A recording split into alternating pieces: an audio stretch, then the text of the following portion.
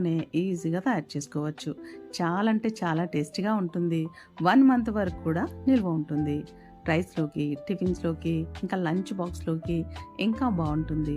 మీరు కూడా తప్పకుండా ట్రై చేయండి. ఈ సీజన్‌లో కొత్తిమీర బాగా దొరుకుతుంది.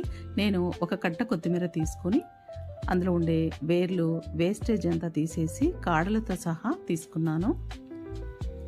ఈ కొత్తిమీర అంతటిని వాటర్లో 2 టైమ్స్ కడిగేసి స్ట్రైనర్లో ఆరబెట్టేసేయాలి.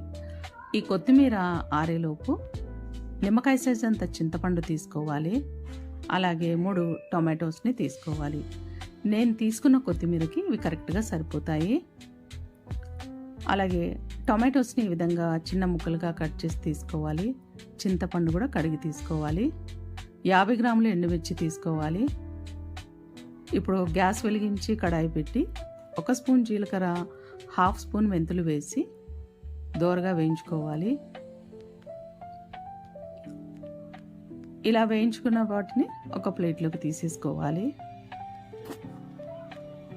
అదే కడాయిలో కొంచెం ఆయిల్ వేసి ఎండుమిర్చి కూడా దోరగా వేయించుకోవాలి.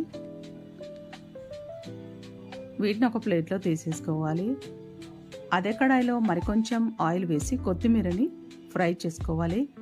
ఒక 5 మినిట్స్ ఇలా ఫ్రై చేసి మూత పెట్టేసి ఉడికించుకోవాలి.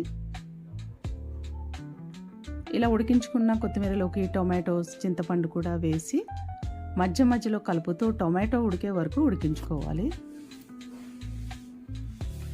టొమాటోస్ బాగా ఉడికిపోవాలి. ఒక 5 మినిట్స్ తర్వాత టొమాటోస్ చూడండి బాగా ఉడికిపోయాయి. ఆయిల్ సపరేట్ అయిపోయింది. ఇలా ఉడికించుకుంటే సరిపోతుంది. ఫ్లేమ్ని ఆఫ్ చేసి చల్లార్చుకోవాలి.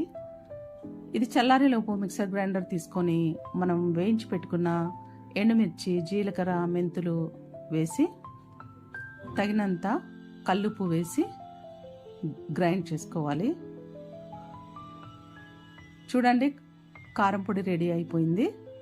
ఇందులోకి మనం చల్లారబెట్టుకున్న కొత్తిమీర, టొమాటో మిశ్రమాన్ని కూడా వేసి ఒక వెల్లుల్లి తీసుకొని ఒలుచుకొని అవి కూడా వేసి గ్రైండ్ చేసుకుంటే కొత్తిమీర చట్నీ రెడీ. ఇలా గ్రైండ్ చేసుకుంటే సరిపోతుంది. దీన్ని ఆవాలు, ఎండుమిర్చితో పోపు పెట్టేసుకోవాలి. అంతే, కొత్తిమీర చట్నీ రెడీ. ఒక ఎయిర్ టైట్ కంటైనర్లో వేసి స్టోర్ చేసుకుంటే 1 మంత్ వరకు కూడా నిల్వ ఉంటుంది. ఈ రెసిపీ కనుక మీకు నచ్చినట్లయితే లైక్ చేయండి. మీ ఫ్రెండ్స్కి, రిలేటివ్స్కి షేర్ చేయండి. మరిన్ని రెసిపీస్ కోసం శ్రేష్ఠ రెసిపీస్ని సబ్స్క్రైబ్ చేసుకోండి. Thank you for